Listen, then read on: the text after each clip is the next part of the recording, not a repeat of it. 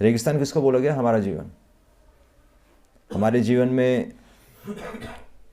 और हमारे जीवन में किसी चीज़ की कमी है? किसकी कमी है? चटनी की। चटनी, मसाले, इन सब की कमी है हमारे जीवन में। और तभी तो हम ढूंढ रहे हैं, फ्लेवर्स ढूंढ रहे हैं। नहीं, जगह जगह नहीं ढूंढ रहे, सब कपड़ों में ढूंढ रहे हैं फ्लेवर्स, फ़ोन में, गाड़ियों में, और कहाँ कहाँ ढूंढ रहे हैं। रिश्तेदारों में, सब जगह हम चटनी और सॉस ढूंढ रहे हैं, पर वो है नहीं। तो पानी की एक बूंद वो कहाँ पर है? श्रील प्रभुपाद कह रहे हैं कि हमने ये मंदिर इसलिए बनाए हैं कि यहाँ पर रेगिस्तान में पानी की एक बूंद है जो कि अमृत के समान है। और किसके लिए है? बद्ध जीवों के लिए, कंडीशन सोल्स। और क्यों है? ताकि वो अपनी प्यास बुझा सकें। और हमारी प्यास क्या है? To quench the thirst of the desire for real happiness. हमारी प्यास क्या है? क्या कहते हैं? ये सबसे बड़ा क्वेश्चन है। हमें किस चीज़ की प्यास है? अभी तो नहीं है। अभी तो नहीं है। भगवान की प्यास अभी तो नहीं है ना, अभी तो समय नहीं है। हाँ, अभी तो नेम फेम की प्यास है, पूजा लाभ प्रतिष्ठा, ये सब अपने नाम की प्यास है। पर रियल हैप्पीनेस क्या है वैसे? एक्चुअली तो कल हम वही डिस्कस कर रहे थे ना कि कल अद्वैत आचार्य का अपीयरेंस डे था। तो पढ़ा किसी ने अद्वैत आचार्य के बारे में? चलो गुड। 1 2 3, चलो ठीक है, 4 5 6, ठीक है। थोड़ा सा इम्पोर्टेंट यही है, थोड़ा सा ही करना है, ज़्यादा नहीं करना। ज़्यादा करेंगे तो फंस जाएंगे। तो अच्छा है, बताइए कुछ अद्वैत आचार्य के बारे में, एक पॉइंट बताइए सब। हाँ, पहले ये बताइए। अद्वैत आचार्य जो जितनी भी फोर्सेस है इस संसार में या इस ब्रह्मांड में, वो सभी उनको वो कंट्रोल करते हैं। गुड, ठीक है। अद्वैत आचार्य सारे फोर्सेस को कंट्रोल करते हैं, ठीक है। तो किसके अवतार हैं अद्वैत आचार्य? महाविष्णु और सदाशिव। महाविष्णु और सदाशिव, चलो गुड गुड। और उनकी जो स्तुति है वो आदि लीला के 6 चैप्टर में आती है। गुड। और कौन से आदि लीला कहाँ है? कौन सी किताब है आदि लीला? चैतन्य चरितामृत। पूरा बोलना था। चैतन्य चरितामृत के आदि लीला के 6ठे अध्याय में अद्वैत आचार्य के बारे में स्तुति दी है। चलो good, very good, good good good good, अच्छा है, चलो गुड। और आप बताइए। से आपने पढ़ाया था इसे। और कुछ बताइए। वो है रैपिड फायर है, जल्दी जल्दी बताना। दास ही रहे प्रभु जी हमेशा, वो उन्होंने कभी अपना फील नहीं होने दिया कि मैं ही भगवान हूं। गुड गुड, बहुत इंपॉर्टेंट पॉइंट है। दीनता ही स्वीकार की। हाँ ठीक है। और बचपन में उन्होंने सारे वेद कर लिए थे, इतने स्कॉलर थे, ठीक है, स्कॉलर थे। और उससे इम्पोर्टेंट है कि भक्त थे। वेदों के ज्ञाता तो थे, पर एक्चुअली हम भक्त को ज़्यादा इम्पोर्टेंस देते हैं। हाँ, तो उनका मेन रोल ये था कि अद्वैत आचार्य ने ही एक्चुअली चैतन्य महाप्रभु को आह्वान किया था। चैतन्य महाप्रभु और नित्यानंद प्रभु को उन्होंने बुलाया। नहीं, ठीक है, गुड। आप बताइए।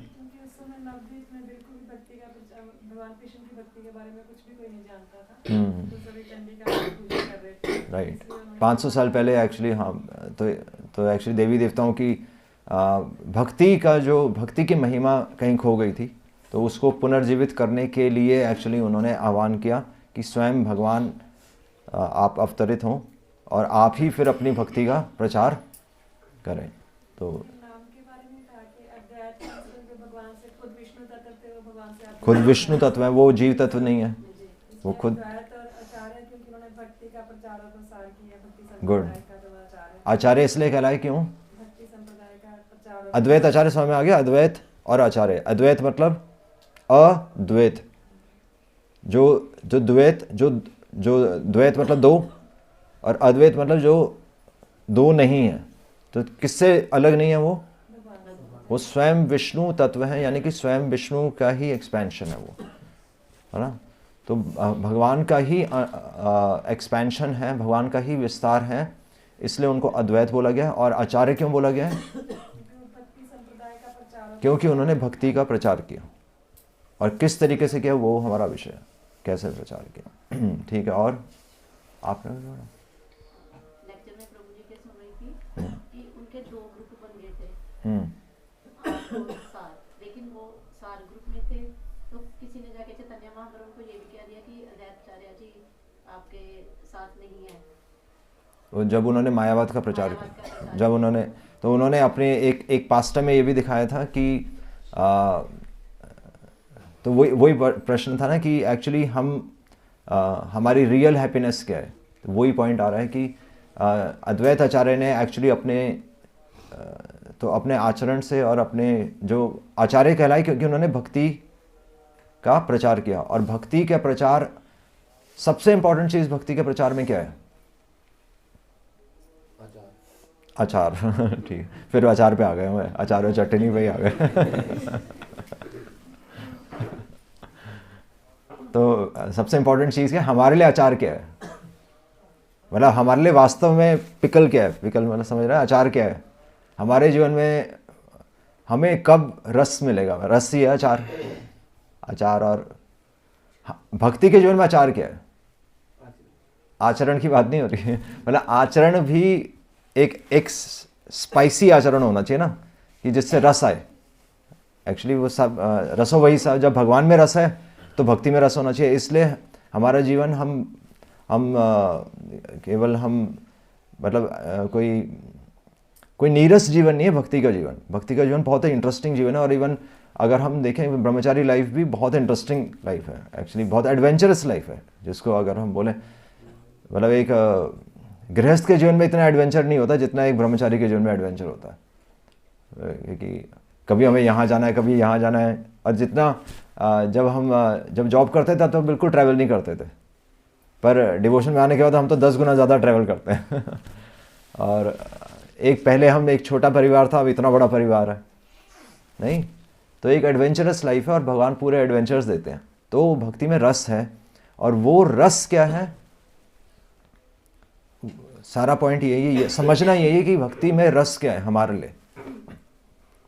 कौन से रस को हम तलाश रहे हैं हमारे लिए? भक्ति में रस क्या है? क्या कहते हैं बताइए। हाँ सुन रहे। चैंटिंग रस है, चैंटिंग प्रोसेस है, चैंटिंग रस नहीं है। मतलब समझ रहे हैं ना, चैंटिंग प्रोसेस है, पर आस्वादन क्या करेंगे? भगवान का नाम तो अभी समझ में नहीं आएगा ना। वो तो बात चलो सही है, वो कृष्ण प्रेम हम कह सकते हैं, भगवान का नाम ही सब कुछ है, वो बात भी सही है। बट अभी हमें समझ में नहीं आएगा। हमारे समझने के लिए क्या इंपॉर्टेंट है? रस क्या है हमारे लिए? अगर वो रस हमें समझ में नहीं आएगा तो हम एक रूल्स एंड रेगुलेशंस में ही भक्ति करते रह जाएंगे। और तो वैदिक भक्ति मंद गति, रागानुगा तीव्रति, राग के स्तर पे अगर हम भक्ति करेंगे तो स्पीड बढ़ जाएगी। तो वो राग के स्तर पे आने के लिए ये समझना पड़ेगा कि आचार्य, अद्वैत आचार्य क्या हमें समझा कर गए हैं। वहाँ से ये प्रश्न आ रहा है। एक्चुअली अद्वैत आचार्य की शिक्षाएं बहुत इंपॉर्टेंट है। उनका चलो जन्म हमें पता है कि अद्वैत, सबसे पहले हमें पता ही नहीं पता अद्वैत आचार्य कौन है पंचतत्व में? सबको पता है? दाढ़ी वाले ऐसे समझ सकते हैं। तो केवल एक पंचतत्व में, पंचतत्व तो पता ही है, एक तरफ नरसिंह देव है, एक तरफ पंचतत्व है। इनको पता है कि नहीं? क्या नाम था आपका? क्या नाम था? हाँ रिया, बताओ पंचतत्व कौन है? हाँ, और आप बताओ अद्वैताचार्य कौन है? नायरा बताएगी। दाढ़ी किसकी है? कौन से रंग की दाढ़ी है ये तो बताओ। हाँ, पता ही नहीं पता इसको? कहाँ है मानस? पता नहीं पता है? वहाँ मंत्र नहीं आते इसको? आते? चलो ठीक है, बता देना। ठीक है। हाँ, तो दाढ़ी किसकी है? अद्वैताचार्य की। दाढ़ी क्यों है इनकी? ये बता सकते दाढ़ी क्यों है? बताओ अमन, सवाल नहीं आया कभी? बताओ दाढ़ी क्यों है? हाँ देखो आंसर, देखो बच्चों का आंसर बिल्कुल पता होता है। हाँ ऑब्वियसली बात है। 52, हाँ 52 है। तो चैतन्य महाप्रभु का जन्म कब हुआ था? कितने साल पहले हुआ था? अच्छा बताओ, ये बताएगा, वरुण बताएगा। टेस्ट है आज, क्या क्या बोलते हैं, सरप्राइज टेस्ट, ऐसे ही होता है स्कूल में, सरप्राइज टेस्ट होते हैं ना। सरप्राइज नहीं, वैसे तो कल बताया था, पता होना चाहिए। चैतन्य महाप्रभु का जन्म 500 साल पहले हुआ था, तो 500 साल पहले, अब 2000 चल रहा है, हर मतलब आप 2000 मान लीजिए, तो 1500 ईस्वी यानी कि 1486 में 500 कुछ 20 साल ऊपर, 20 साल और 15 साल, आई थिंक 40 साल ऊपर हो गए। तो 500 साल, करीब 500 साल पहले चैतन्य महाप्रभु का जन्म हुआ था 1486 में, और अद्वैत आचार्य का जन्म 1434। तो कितना उम्र में कितने बड़े हुए? हाँ 115 साल की उनकी उम्र थी। हाँ वो तो लास्ट में, पर जब चैतन्य महाप्रभु जब उनका जन्म हुआ उस समय अद्वैत आचार्य की उम्र 52 ईयर्स थी, है ना। और चैतन्य महाप्रभु ने जब संन्यास लिया तो कितने साल में संन्यास लिया था चैतन्य महाप्रभु ने? 24 साल में। तो उस समय अद्वैत आचार्य की उम्र कितनी होगी? 52 प्लस 24 76 होगी, दाढ़ी तो होगी ना। तो सिंपल सी बात है कि उस समय वो बूढ़े थे। तो एक्चुअली उनके पिता के कंटेम्प्रेरी, उनके पिता के समय में भी पिता से भी बड़े होंगे एक्चुअली अद्वैत आचार्य जो थे। तो अद्वैत आचार्य की दाढ़ी थी, फिर भी अद्वैत आचार्य कौन थे? स्वयं महाविष्णु और सदाशिव के सम्मिलित अवतार। तो सदाशिव कौन है? फंस गए। शिव कौन है? सदाशिव कौन है? शिव शंकर। फिर सदाशिव कौन है? अलग अलग नामों में भी कंफ्यूजन है ना। तो ब्रह्मा विष्णु महेश जो बोलते हैं, तो जो नॉर्मल जो हम शिव जी बोलते हैं वो गुण अवतार है। वो किसी भी ब्रह्मांड में सदाशिव वो है जो भगवान के धाम में रहते हैं। गुड, बच्चों को आंसर पता होता है। नहीं, सही आंसर है, बिल्कुल सही आंसर। क्योंकि जो शिव जो हम नॉर्मली जो शिव बोलते हैं वो ब्रह्मा विष्णु महेश हो गए, जो किसी ब्रह्मांड के अंदर के गुण अवतार होते हैं, है ना, जो किसी गुण के अंदर होते हैं, जैसे सतोगुण, रजोगुण और तमो, मतलब वो तो विष्णु जी सतोगुण के अधिष्ठाता है, मतलब वो तमोगुण में नहीं है। मतलब वो जैसे विष्णु जी सतोगुण के जो जीव हैं उनको ओवरसी करते हैं। ब्रह्मा जी रजोगुण में जो होते हैं उनके अधिष्ठाता हैं, और शिव जी जो तमोगुणी होते हैं, जैसे उनके आसपास भूत प्रेत होते हैं ना, दिखाते हैं, तो जो तमोगुणी होते हैं उनको कंट्रोल में करने के लिए शिव जी की ये पोजीशन है। तो वो खुद तमोगुण में नहीं है, वो मतलब वो तो वैष्णव नाम यथा शंभु। तो ये क्या है? गुण अवतार, ये गुणों के अवतार हैं। तो ये किसी भी ब्रह्मांड को चलाने के लिए, मैनेजमेंट के लिए ज़रूरी है। बट सदाशिव जो है वो भगवान के धाम में ही है। तो भगवान के धाम में वो वहाँ पर हैं, और स्वयं भगवान को ही एक्चुअली, तो चैतन्य चरितामृत में ही आ रहा है कि विष्णु कि एक्चुअली भगवान और शिव में क्या डिफरेंस है,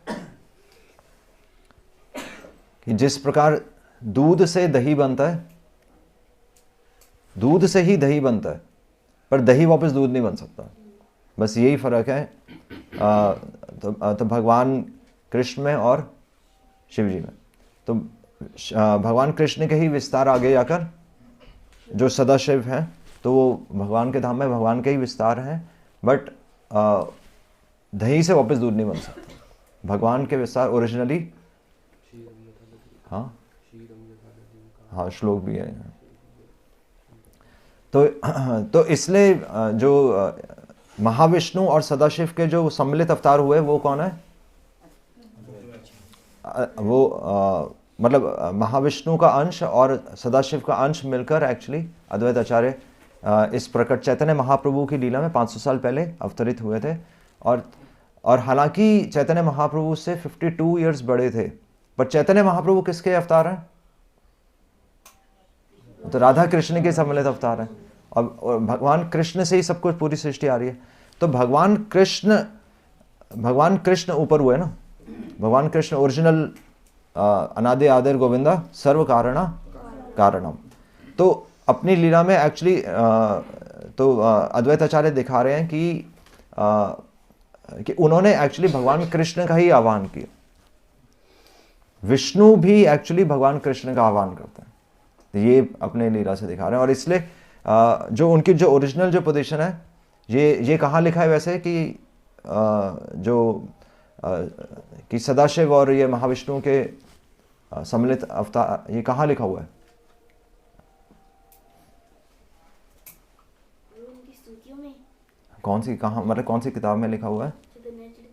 चैतन्य चरितामृत में भी आ रहा है श्लोक ये। और ये ओरिजिनली इंफॉर्मेशन गौर गणोदेश दीपिका से है। गौर गणोदेश दीपिका, गौर गण, गौर मतलब गौर लीला में जो कृष्ण लीला में हुए थे वही गौर लीला में प्रकट हुए हैं।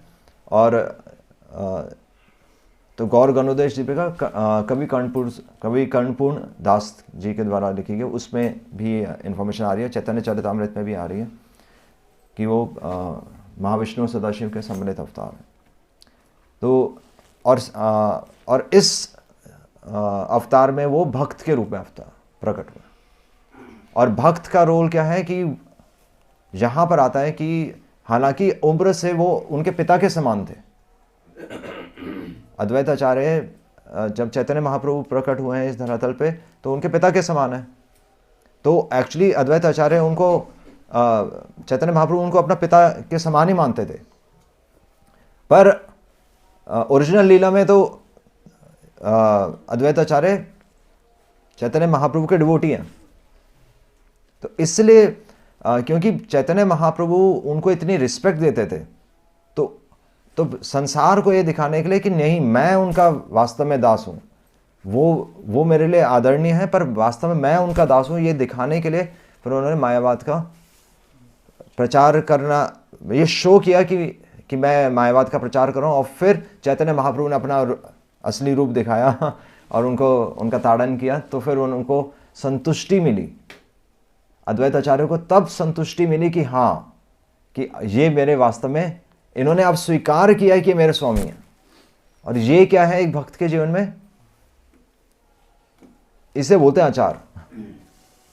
कि जब भक्त के जीवन में भगवान जब एक स्टैंड लेते हैं, जब भगवान भक्त के जीवन में हस्तक्षेप करते हैं और दिखाते हैं कि मैं भगवान हूं और तुम मेरे दास हो, तो ये एक भक्त के जीवन में रस है।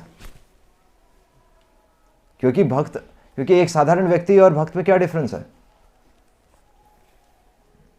एक साधारण व्यक्ति अपने आप को एक्चुअली कंट्रोलर मानता है, और भक्त के जीवन में यही डिफरेंस है कि भक्त सारा का सारा दामोदर एक्चुअली मतलब सारा का सारा श्रेय भगवान को देना चाहता है। इसलिए एक लीला भी, एक पास टाइम भी हुआ था कि वल्लभाचार्य, तो वल्लभाचार्य एक्चुअली तो ओरिजिनल भागवतम पे कमेंट्री किसके द्वारा लिखी गई है? श्रीधर स्वामी के द्वारा। तो वल्लभाचार्य ने एक्चुअली अपनी कमेंट्री अपने आप कमेंट्री लिखी भागवतम पे, और वो फिर वो चैतन्य महाप्रभु के पास लेकर आए और उन्होंने बोला कि आप मेरी ये जो कमेंट्री है तो आप उसको सुनिए। तो एक्चुअली चैतन्य महाप्रभु ने तो उनकी कमेंट्री सुनने से मतलब ऑब्वियसली तो पहले एक्चुअली आई थिंक गदाधर पंडित के पास आए थे। गदाधर पंडित कौन है? कहाँ पर है? पंचतत्व में जय श्री कृष्ण चैतन्य प्रभु नित्यानंद श्री अद्वैत गदाधार, और फिर शिवास आदि गौर भक्तवृंद। तो गदाधार जो लेफ्ट साइड में, तो उनके पास लेकर आए। पर गदाधार पंडित को पता था कि चैतन्य महाप्रभु को ये अच्छा नहीं लगेगा। क्यों अच्छा नहीं लगेगा? उन्होंने भागवतम पे कमेंट्री लिखी वल्लभाचार्य ने, एक पास टाइम में ऐसा आ रहा है। बट गदाधर पंडित को पता था कि चैतन्य महाप्रभु को अच्छा नहीं लगेगा। क्यों अच्छा नहीं लगेगा? अभी हमने डिस्कस किया, क्योंकि ओरिजिनल कमेंट्री श्रीधर स्वामी ने लिखी थी और उन्होंने श्रीधर स्वामी को बाईपास किया। मतलब श्रीधर स्वामी की कमेंट्री के आधार पर उन्होंने अपनी कमेंट्री नहीं लिखी थी, उन्होंने अपने अंडरस्टैंडिंग से कमेंट्री लिख दी। तो ये आचार्य, अद्वैत आचार्य, यही चीज़ एक्चुअली जब हम कहते हैं कि उन्होंने, कि वो भक्ति की रक्षा के लिए आए थे, अद्वैत आचार्य, हम यही कह रहे हैं ना कि अद्वैत यानी कि स्वयं भगवान से अभिन्न है और भक्त के रूप में आए थे। और भक्त के रूप में कैसे आए थे कि एक्चुअली भक्ति की रक्षा के लिए। और भक्ति की रक्षा कैसे होगी? भक्ति की रक्षा कैसे होगी? प्रचार होगा, पर किस चीज का प्रचार होगा? शुद्ध भक्ति का। तो शुद्ध भक्ति क्या है? वही प्रश्न है। एज इट इज मैसेज क्या है? वही तो प्रश्न है। क्योंकि प्रभुपाद को तो आप देखिए, प्रभुपाद के नाम पे ही कितनी संस्थाएं हैं। हम कह सकते हैं प्रभुपाद को फॉलो कर रहे हैं, पर प्रभुपाद के नाम पे ही कितनी अंडरस्टैंडिंग्स, मतलब कितनी अलग अलग संस्थाएं चल रही हैं प्रभुपाद के नाम पे ही। तो रियल मैसेज क्या है? भक्ति है क्या? भगवान का यश कैसे फैलेगा? भक्तों के द्वारा कैसे फैलेगा? वो जब तक हम मेन मैसेज नहीं पकड़ेंगे ना, हम भ्रमित हो जाएंगे। मेन मैसेज क्या है? इसी पास टाइम से आ रहा है, इसी पास टाइम, चैतन्य चरितामृत में जो पास टाइम है उसी से आ रहा है। भगवान की प्रशंसा कैसे होगी? वही तो, अपने आप को नीचे कैसे रखेंगे? ये आंसर्स बिल्कुल ठीक आ रहे हैं, बट एक चीज मिसिंग है इसमें। हरे कृष्ण महामंत्र मायावादी भी करते हैं।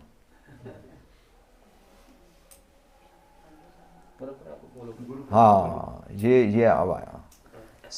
स्वामी न मानी ने वैश्य हुए। ये एक्चुअली जब श्रीधर स्वामी, जब वल्लभाचार्य, इस पास टाइम में वल्लभाचार्य ने जब श्रीधर स्वामी की कमेंट्री को बाईपास किया, तो तब एक्चुअली ये स्टेटमेंट बोली जा रही है कि स्वामी न मानी ने वैश्य हुए। कि अगर हम परंपरा को बाईपास करके अगर हम अपना कोई इंटरप्रिटेशन दे रहे हैं, अगर हम अपने आप से महामंत्र बोल रहे हैं, जैसे हम कई लोग कहते हैं कि हम तो महामंत्र, हम भी हरे कृष्ण महामंत्र बोल रहे हैं, तो हम हरे कृष्ण महामंत्र बोल सकते हैं, हम मंदिर भी आ सकते हैं, पर अगर हम परंपरा को बाईपास कर देंगे तो वो क्या होगा? स्वामी न मानी ने, हमने किसी स्वामी को नहीं माना और हम सीधा भगवान तक पहुंच गए। और यही है शुद्ध भक्ति। शुद्ध भक्ति है कि हम स्वामी को बाईपास ना करें, परंपरा को बाईपास ना करना ही वास्तव में शुद्ध भक्ति है ना? क्योंकि हमें जहां से नॉलेज आ रही है आप वो चीज बाईपास नहीं कर सकते। तो ये पास टाइम से इसलिए हुए हैं। इसलिए श्रील प्रभुपाद लिख रहे हैं कि आचार्य का बिजनेस ही यही होता है कि आचार्य का बिजनेस क्या होता है कि भक्ति के कि भक्ति की रक्षा करे और बल्कि इसको और आगे बढ़ाए। तो प्रचार करना अपने आप में सफिशिएंट है कि नहीं है? प्रचार करना अपने आप में मैसेज नहीं है।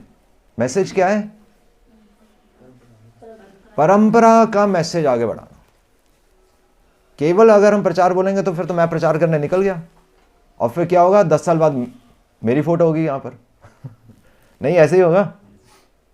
तो पर श्रील प्रभुपाद भी अपने जीवन से दिखा रहे हैं कि अगर प्रचार होता भी है तो प्रभुपाद ने अपने आप को सबसे नीचे रखा है। पूरे ऑल्टर में प्रभुपाद ने अपने आप को सबसे नीचे रखा और आचार्यों का आगे रखा है। प्रभुपाद के माध्यम से हम आचार्यों तक जा रहे हैं, आचार्यों के माध्यम से फिर हम चैतन्य महाप्रभु तक जा रहे हैं और चैतन्य महाप्रभु की शिक्षाओं के जरिए फिर हम राधा कृष्ण की पूजा कर रहे हैं। ये प्रोसेस है, इसको बोलते हैं शुद्ध भक्ति। इसके अलावा अगर कोई हरे कृष्ण महामंत्र भी बोल रहा है तो हो सकता है वो अपना नाम ही ले रहा है। और श्रील प्रभुपाद लिख रहे हैं कि तो यहां पर आ रहा है तो भक्त अवतारम क्या होना है कि अद्वैत आचार्य स्वयं भक्त के रूप में ये दिखाने के लिए अपने पास टाइम से जब मायावाद को अद्वैत आचार्य ने प्रचार किया तो केवल और केवल इसलिए प्रचार किया ताकि पूरे संसार को पता चले कि उनके स्वामी कौन है। कि जब चैतन्य महाप्रभु ने देखा कि तुम एक्चुअली कि मेरे हाजिरी में बल्कि तुम मेरे साथ जुड़कर तुम मायावाद का प्रचार कैसे कर सकते हो, तो तब चैतन्य महाप्रभु ने एक्चुअली अद्वैत आचार्य जो कि उनके पिता के समान थे तो उनको एक्चुअली फिजिकली उन्होंने असॉल्ट किया और बल्कि उनकी जो वाइफ थी, उनकी वाइफ कौन थी? सीता ठाकुरानी। तो एक्चुअली सीता ठाकुरानी को उनको आकर रोकना पड़ा कि ये बूढ़े हैं, मर जाएंगे। लिटरली चैतन्य महाप्रभु ने उनको आकर मारा। तो इससे उन्होंने 2 मैसेजेस दिए कि ये एक तो मायावाद का प्रचार किसी भी हालत में नहीं होना चाहिए, क्योंकि मायावाद एक्चुअली भक्ति का विनाश कर देगा। मायावाद मतलब कि मैं भगवान हूँ, कि आप एक समय आकर आप हरे कृष्णा महामंत्र बोलकर भी एक समय आकर आप भगवान में लीन हो जाएंगे, तो आप खुद भगवान बन गए। जब भगवान में लीन हो गए तो हम खुद भगवान बन गए ना। तो नहीं, भक्त हमेशा भगवान से अलग रहना चाहता है, क्योंकि भक्त हमेशा भगवान की सेवा करना चाहता है, वो भगवान में लीन नहीं होना चाहता। तो कल मेरे को फ़ोन आया था जालंधर से, एक डिवोटी, वो भी हरे कृष्णा महामंत्र कर रहे हैं। तो मैंने पूछा आपका कैसा चल रहा है? तो कह रहे थे बहुत आनंद में है। और वो कह रहे थे कि प्रभु जी हम तो बहुत आनंद में हैं, बहुत आनंद आ रहा है। मैंने कहा क्या, मतलब मन में मैं सोचा, मैंने कहा कौन सा आनंद आ रहा है इनको। क्योंकि भक्त को आनंद कब आएगा? भक्त को आनंद कब आएगा? जब भगवान का नाम आगे बढ़ेगा। भक्त को आनंद ये नहीं आएगा कि उसको हरे कृष्ण महामंत्र में आनंद आ रहा है। हरे कृष्ण महामंत्र में आनंद आ ही नहीं सकता, क्योंकि ना हमारे जीवन में ऐसी कोई बात है कि आनंद आएगा, और ना ऐसी समाज में कोई मूवमेंट चली हुई है कि आनंद आएगा। पूरा समाज में 99% लोग तो भक्ति के अगेंस्ट ही हैं, और बल्कि जो भगवान का नाम ले भी रहा है तो वो भी पूजा प्रतिष्ठा से ले रहा है। नहीं, मंदिरों में देखा नहीं, बड़े बड़े प्रोग्राम्स होते हैं, शादी ऐसा डेकोरेशन होती है, और मतलब वो कुछ और ही चल रहा होता है, वो हमें पता ही है। तो इसलिए आनंद आने की कोई बात ही नहीं है। ना हमारे जीवन में आनंद है, ना भगवान को आनंद आ रहा है, तो किसको आनंद आ रहा है? तो भक्त तो हमेशा भक्त अवतारम, अद्वैत आचार्य ने बताया कि जब भगवान हमारा ताड़न करेंगे तब वास्तव में भगवान का गुणगान होगा। इसलिए कई एक्चुअली वल्लभ संप्रदाय में कई मतलब ऑलमोस्ट 100% लोग ये पास्ट टाइम को मानते नहीं है कि वल्लभाचार्य ने ऐसा किया होगा, पर वास्तव में ऐसा हुआ होगा, नहीं हुआ होगा, क्योंकि वल्लभाचार्य तो उनके आचार्य ही हैं, वल्लभ संप्रदाय के आचार्य हैं, और वो कभी नहीं मानेंगे। जैसे अगर कोई हमारे आचार्य के बोले कि ऐसा कभी नहीं हुआ होगा कि उन्होंने श्रीधर स्वामी की कमेंट्री को बाईपास किया हो, पर एक दृष्टि से अगर कहीं ना कहीं ये आ रहा है तो वल्लभाचार्य क्या बोलेंगे? मतलब वल्लभाचार्य खुश होंगे या दुखी होंगे? क्या कहते हैं? दुखी होंगे। वल्लभाचार्य एक्चुअली खुश होंगे, क्योंकि एक भक्त खुश होता है कि उसके जीवन से पूरे संसार को मैसेज मिल गया। भक्त ये नहीं सोचता कि मेरा नाम बचा रहे, भक्त ये सोचता है कि मेरे नाम के जरिए मेरी एग्जिस्टेंस के जरिए एक्चुअली भगवान का नाम और बढ़ गया। क्योंकि पास्ट टाइम में आ गया ना, इतने बड़े आचार्य हुए, और फिर चैतन्य महाप्रभु को वास्तव में पूरे संसार को उन्होंने मैसेज दिया कि स्वामी ना माने ने वैश्य हुए, कि जो स्वामी को नहीं मानता वो चाहे हरे कृष्ण महामंत्र भी ले रहा हो, वो वैश्य ही है, क्योंकि उसने एक स्वामी को स्वीकार नहीं किया, उसने परंपरा के आगे सर नहीं झुकाया अभी तक। और हमारी सबसे बड़ी बीमारी यही थी कि हम सर नहीं झुकाना चाहते, इसलिए हम सीधा भगवान तक पहुंचने का प्रयास करते हैं। इसलिए आप काफ़ी लोगों को बोला कि आप माला करिए, लोग कहते हैं कि नहीं हम तो बस मन में लेते रहते हैं। बोलते नहीं, काफ़ी लोग बोलते हैं कि हम मन में लेते रहते हैं। तो जो मन में लेते रहते हैं वो स्वामी के आगे सर नहीं झुकाना चाहता, क्योंकि सारे शास्त्रों में लिखा है कि माला पे नाम लेनी चाहिए, और केवल हमारे ही धर्म में नहीं, सभी धर्मों में माला पे ही नाम लेते हैं, है ना। तो क्रिश्चियंस भी माला पे नाम लेते हैं, तो मुस्लिम्स भी माला पे नाम ले रहे हैं, सिख भी माला पे नाम ले रहे हैं, तो हर कोई माला पे नाम ले रहे, हम क्यों नहीं झुक रहे? क्योंकि हमारी बीमारी यही थी। तो हम सब कुछ करने के लिए तैयार है, पर हम झुकने के लिए तैयार नहीं है। इसीलिए एक्चुअली भगवान को बोलते हैं ना, एड़ी चोटी का जोर लगाना पड़ता है कि किसी तरीके से हम अंडर आ जाए। हम हरे कृष्णा महामंत्र भी करना स्टार्ट कर देंगे, पर एक्चुअली हम झुकेंगे नहीं। सबसे बड़ी तो एक्चुअली मेरे को एक वो भी ध्यान आ रहा था कि जैसे पहले तो हम जैसे डिवोशन में आने से पहले क्रिकेट बहुत देखते थे ना। तो क्रिकेट देखते हैं यहाँ कोई? आजकल है क्रिकेट का फीवर? पहले देखते थे ना, चलो वो इम्प्रेशंस तो है ना, तो मेरे पास भी इम्प्रेशंस है थोड़े से। तो क्रिकेट में होता था ना कि क्रिकेट में एक बहुत अच्छा फिनोमिनन था। तो उसमें क्या था कि एक समय ऐसा आया था कि तुम पहले मैचेस तो हम बहुत देखते थे ना, तो उसमें था कि जो कैप्टन बनता था ना, मतलब जो सबसे अच्छा प्लेयर होता था उसको कैप्टन बना देते थे, और कैप्टन बनते ही उसकी परफॉर्मेंस जीरो हो जाती थी। जैसे सचिन तेंदुलकर जब कैप्टन बना था तो डक पे आउट हो जाता था और जब कैप्टन नहीं बनाते थे वो सेंचुरी मार के आता था। ऐसा होता था ना, पता नहीं, मेरे को तो याद है हमारे टाइम की, मतलब आई थिंक 20-25 ईयर्स पहले की बात है। हाँ, प्रेशर होता था ना।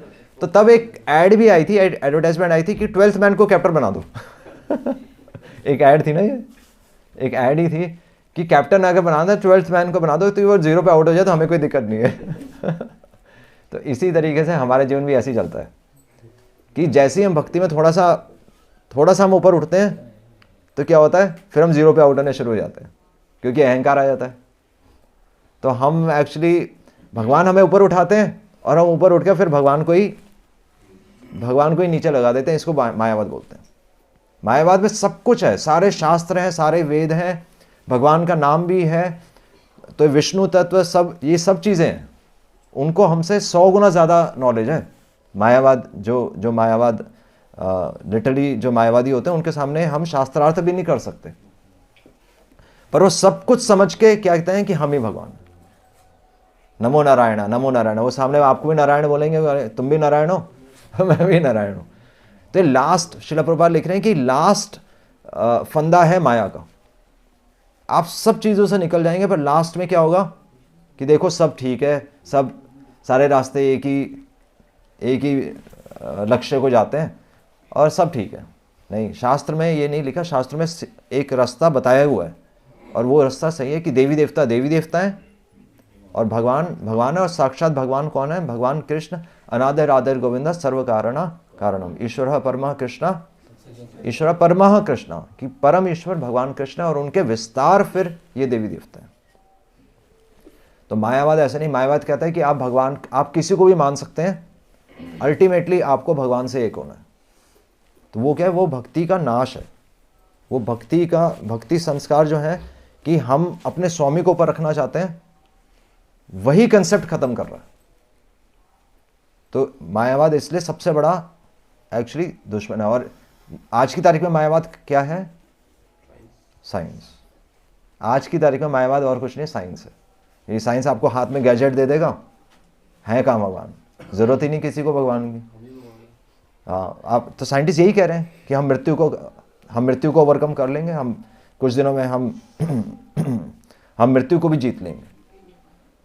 यही है कि सब कुछ कहाँ से आ रहा है? भगवान ही दे रहे हैं, और आप भगवान की नॉलेज यूज करके कह रहे हो कि हम भगवान बन जाएंगे। क्योंकि उनको पैदा किसने किया है? साइंटिस्ट को पैदा किसने किया है?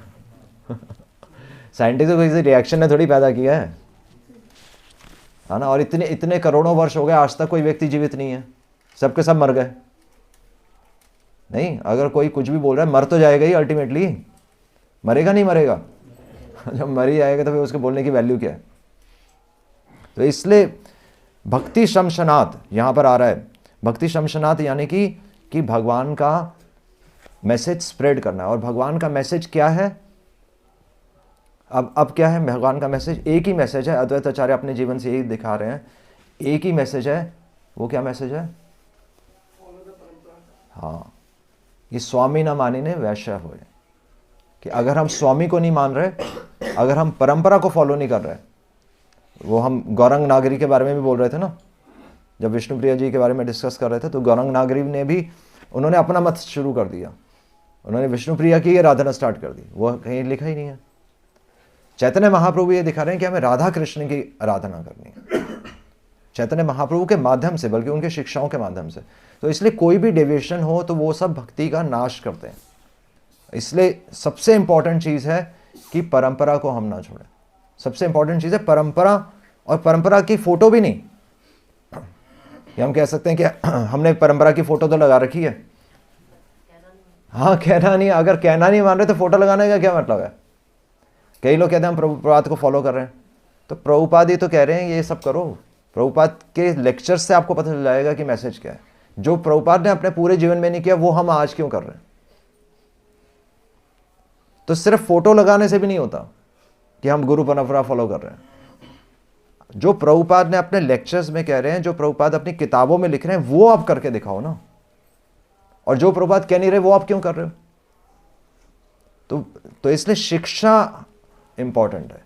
इसलिए चैतन्य महाप्रभु ने भक्ति शास्त्र दिए ताकि आप डिवेट मत हो जाइए।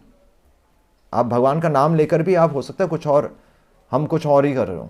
तो ये इसलिए एवं परंपरा प्राप्तम, इसलिए भगवद्गीता समझने की जरूरत है। इसलिए हम ये डिस्कशंस करते हैं। इसलिए हम आचार्यों के जीवन से हम देखते हैं कि अद्वैत आचार्य के जीवन से, इसलिए आचार्य अद्वैत आचार्य कहलाए। अपने फिर आचरण से फिर वो हमें समझा रहे हैं। और तब वास्तव में भगवान के नाम का प्रचार का मतलब है। नहीं तो प्रचार तो कुछ भी प्रचार है। ऐसा तो जो ढोंगी गुरु है वो ज़्यादा प्रचार कर रहे हैं नहीं। आप किसी को सिद्धि वो एक जादू करके दिखा दीजिए, उससे तो भगवान का नाम तो करोड़ों गुना ज़्यादा हो जाएगा। पर नहीं, भागेश्वर धाम वही है ना कि वो जादू करके दिखा रहा है। आपको जादू से आपकी बीमारी ठीक कर रहा है, पर वो गीता का नहीं मैसेज। क्योंकि शरीर की बीमारियां तो डॉक्टर भी ठीक कर रहा है। एक अच्छा डॉक्टर भी तो ठीक कर देता है। मतलब कितने फेमस डॉक्टर्स हैं। अब हम पीजीआई जाते हैं, पीजीआई जाते नहीं जाते, क्यों जाते हैं पीजीआई? क्योंकि आप अच्छे डॉक्टर हैं। अच्छे डॉक्टर मतलब वहाँ पर कॉम्प्लिकेटेड केसेस आते हैं। डॉक्टर तो चलो सब अपना अच्छा प्रयास ही करते हैं, पर उनका ज़्यादा एक्सपोजर है, उनको ज़्यादा एक्सपीरियंस, अनुभव ज़्यादा है। तो एक बीमार व्यक्ति को तो कोई भी ठीक कर सकता है, पर भगवत गीता बता रही है कि हमारी बीमारी क्या है। आज के लेक्चर से स्वामी न माने ने वैश्य है। हमारी बीमारी यही, हम किसी के आगे झुकना नहीं चाहते। और ये बीमारी कैसे ठीक? ये तो अंदर की बीमारी है। ये कोई हमारे डायबिटीज, शुगर या हमें एक्सरसाइज करने से हमारी बीमारी नहीं ठीक होगी। इसके लिए हमें सरेंडर करना पड़ेगा, इसके लिए हमें सर झुकाना पड़ता है, तब हमारे अंदर की बीमारी ठीक होगी। भगवत गीता का मैसेज ही यही है कि हम भक्ति करना नहीं चाहते। ये मेन मैसेज है, इस पे कोई काम नहीं करता। इसलिए चाहे कोई बागेश्वर धाम हो, चाहे जो मर्जी धाम हो, हमें पता है वो मैसेज सही नहीं दे रहे। और मैसेज जहाँ सही नहीं है तो वहाँ पर आप वहाँ पर आपको चाहे 1 मोती मिले, 100 मोती मिले, वो पता है हमारे लिए वो मोती काम के नहीं है। चाहे हमारी हेल्थ भी ठीक हो जाए, पर हम भगवान का नाम नहीं ले रहे।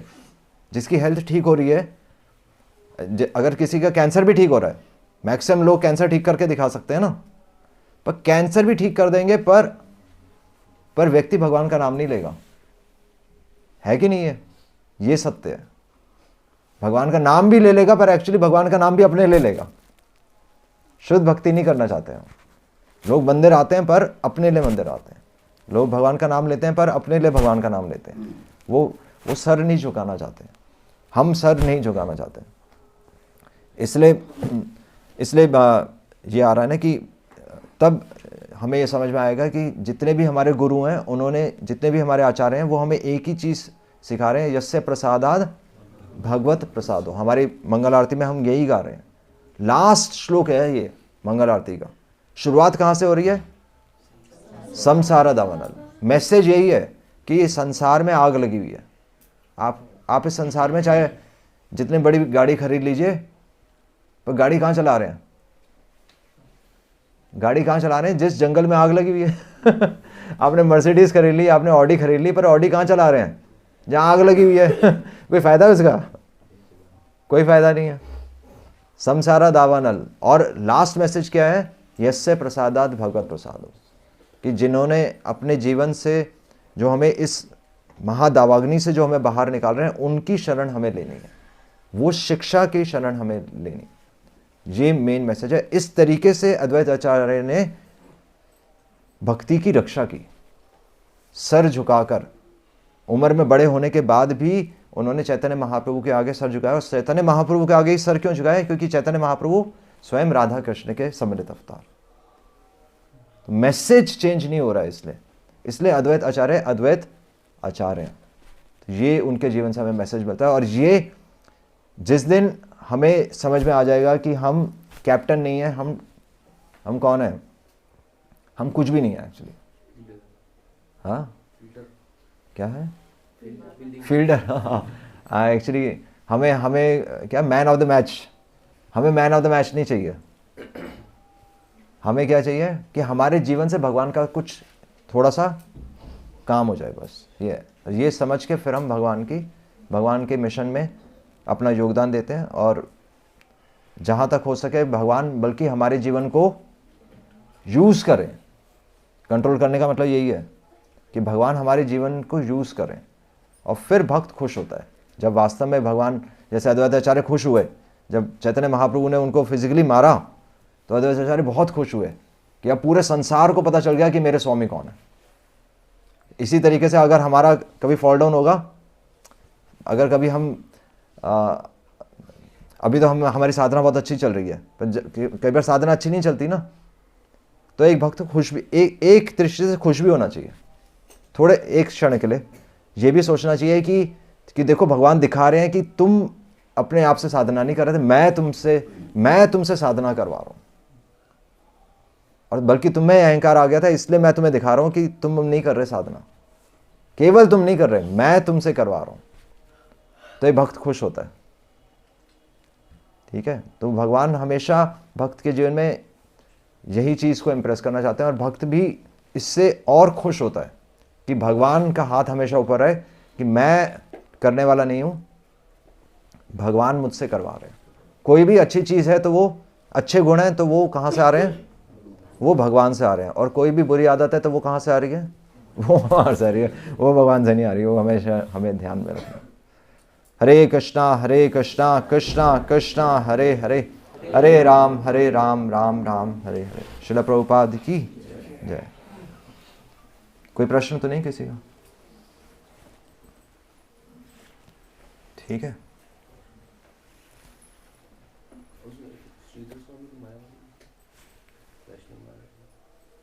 नहीं, हाँ, श्रीधर स्वामी ओरिजिनली उनको वैसे एक बार प्रभु जी ने बताया था, वो मायावादी नहीं है। वो मायावाद उस समय, जैसे चैतन्य महाप्रभु ने भी मायावादी से संन्यास लिया था ना, जो संन्यास लिया था, तो उस समय मायावाद था। तो एक्चुअली प्रभु जी ने डिस्कस किया हुआ है कि एक्सटर्नली बाह्य सोसाइटी को दिखाने के लिए ऐसा लग रहा था कि वो मायावाद कल्ट को फॉलो कर रहे हैं, पर उनकी कमेंट्रीज से ये क्लियर है, उनकी जो उन्होंने कमेंट्रीज लिखी हैं उसमें भक्ति स्पष्ट नजर आती है। तो हालांकि बाह्य दृष्टि से उस समय मायावाद बहुत ज़्यादा था, और बल्कि जो मायावादी नहीं थे उनको तो उनकी जान को ही खतरा था। तो एक्सटर्नल दृष्टि से, बाह्य दृष्टि से मायावाद को उनको स्वीकारना पड़ा, पर वैसे वो भक्ति का ही प्रोपगेशन कर रहे हैं, भक्ति का ही प्रचार किया उन्होंने, इसलिए उनकी कमेंट्री को ऑथेंटिक माना जाता है, क्योंकि उनकी शिक्षा में नज़र आ रहा है कि वो वैष्णव है। ऐसा है। उस समय 500 साल पहले सिचुएशन अलग थी ना, तो जो स्वीकार नहीं करता था उसको मार दिया जाता था। ऐसे मतलब 500 साल पहले नहीं, वो तो उनके समय तो और पहले की बात है। तो ये ऐसा प्रभु जी बता रहे हैं। ठीक है।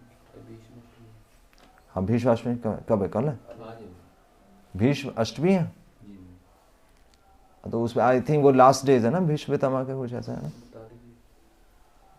वो फिर कल बताना पड़ेगा, तो पूरा पढ़ना पड़ेगा, समझना पड़ेगा ना इसको।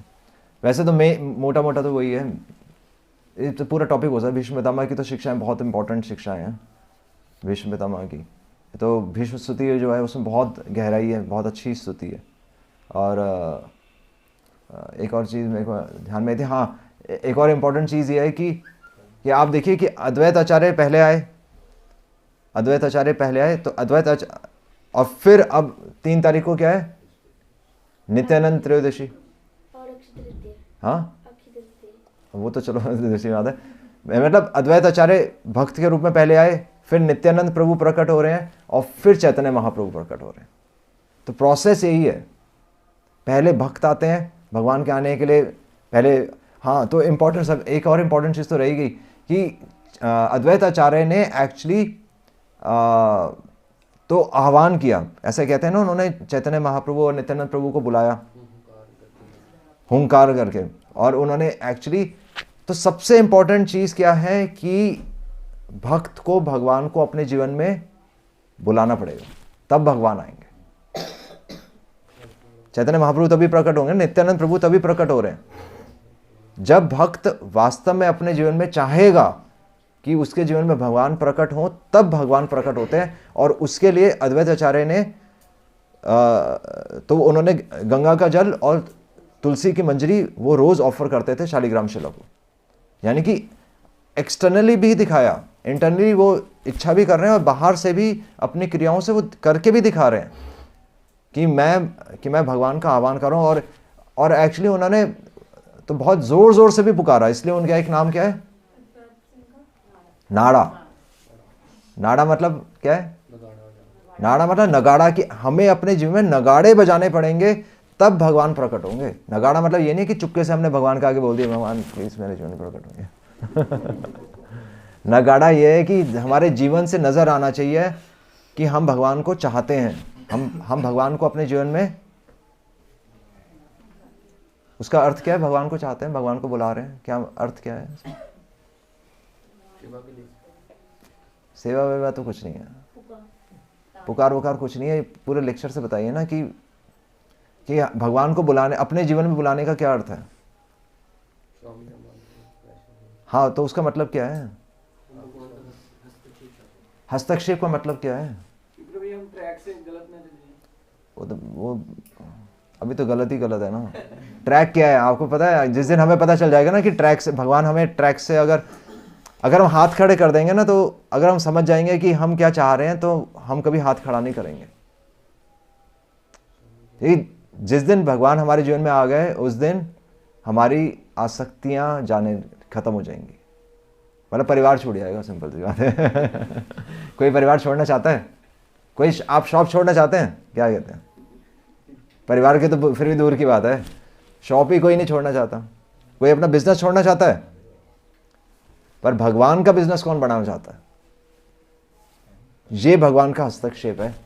भगवान का, नारद मुनि वही क्लासिकल एग्जांपल है, नारद मुनि वाला। भगवान का हस्तक्षेप जिस दिन अगर हो जाए हमारे जीवन में तो फिर उस दिन हम, हो सकता है उस दिन हम हिल जाएंगे, उस दिन हम वास्तव में हिल जाएंगे और उस दिन फिर वास्तव में ही रोना आ जाएगा। भगवान के लिए नहीं आएगा उस दिन। वो रोना भगवान के लिए नहीं होगा, वो अपनी आसक्तियों के लिए रोना होगा। पर उस रोने से भगवान हमें संसार से बाहर निकाल लेंगे। अभी थोड़ा सा रोजी रोजी सिचुएशन चल रही है। अभी तो हम सेंचुरीज मार रहे हैं, पर हाँ अभी हम सब कैप्टन बने हुए सब, ये बात है। अभी हम सब कैप्टन बने हुए हैं, हम सबका नाम हो रहा है। जिस दिन हमारा नाम खराब होगा उस दिन हम क्वेश्चन कर देंगे भगवान को, और भगवान कहेंगे यही मैं चाहता था। क्योंकि अद्वैत आचार्य यही तो कह रहे हैं कि भगवान आप, अद्वैत आचार्य यही तो बता रहे हैं। अद्वैत आचार्य को हम मिस कर रहे हैं अभी भी, क्योंकि अद्वैत आचार्य कह रहे हैं कि मेरे जीवन से लोगों को पता चला कि भक्ति क्या है, और वो खुद एक्चुअली उन्होंने अपने ऊपर ब्लेम लिया। भीष्म पितामह की स्तुति भी यही है, भीष्म पितामह अपने ऊपर ब्लेम ले रहे हैं। बहुत अच्छी स्तुति है भीष्म पितामह भी, बहुत अच्छा मैसेज है उसमें कि भक्त अपने ऊपर ब्लेम लेता है और भगवान का नाम खराब नहीं होने देता। तो बहुत अच्छे अच्छे मैसेजेस हैं, बहुत अच्छी उनके जीवन से। अगर थोड़ा सा इसमें थोड़ा सा आप बार बार पढ़ेंगे ना, तब फिर एंटर कर पाएंगे। अभी तो हमें पता चली हैं चीज़ें, अभी हमें आ रहा है, हमारे साथ हो नहीं रहा। अभी तो सिर्फ हमें इंफॉर्मेशन है। अगर अभी हम योग्य भी नहीं है एक्चुअली, हमारे साथ क्यों नहीं हो रहा? क्योंकि जिस दिन होगा उस दिन हम भगवान को छोड़ देंगे। अभी हम, इसलिए हम कहते हैं ना सेवा अधिकार दियो। तो मंदिर में आकर झाड़ू मारना, ये सब प्रोग्राम्स करना, ये कोई बड़ी सेवा नहीं है, ज़्यादा बड़ी सेवा नहीं है ये। मतलब सेवा तो है, पर जिस दिन हमारा नाम खराब होगा उस दिन भगवान की सेवा होगी। क्योंकि सबसे बड़ी सेवा है कि हम भक्ति में, सबसे बड़ी सेवा है कि हम कैप्टन ना बने।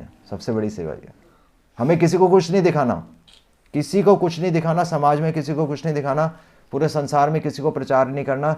सबसे इंपॉर्टेंट है कि अपने आप को प्रचार करें कि हम कैप्टन नहीं, और जिस दिन भगवान हमें हमारे घुटने टिकवा देंगे, जिस दिन हम वास्तव में अपने घुटने टेक देंगे, उस दिन भगवान बहुत खुश होंगे कि ये समझ गया आज।